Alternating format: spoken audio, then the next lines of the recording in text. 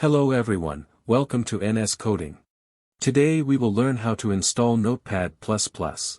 So let's get started.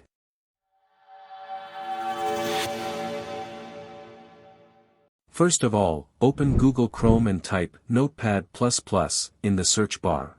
Open the first link in the results. The official Notepad++ website has opened. Here you can see that the current version of Notepad++ is 8.5.4. Now click on the Download Notepad++ version 8.5.4. Here you can download Notepad++ for 64-bit operating system or 32-bit operating system.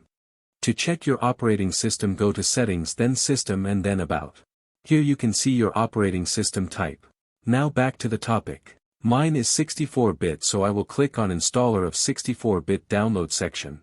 After a while the download has completed, and now click on that. It will ask you for administrative privileges, click on Yes. Here select your language and click on OK. As you can see, the Notepad++ setup window has appeared, click on Next. This is the license agreement, click on I agree. Here you have to select the destination folder. Leave this as it is or select a custom location according to your convenience by clicking on the Browse button. After selecting the location, click on Next.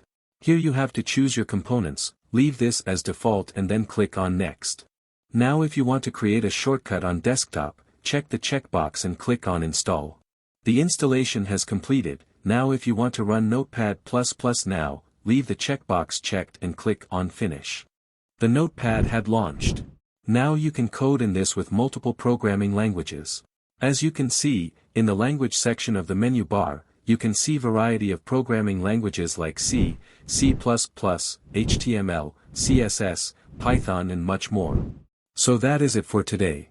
In the next video, we will perform some programs of HTML or Python. Don't forget to like, share and subscribe, and if you have any suggestions or ideas, let me know that in the comments.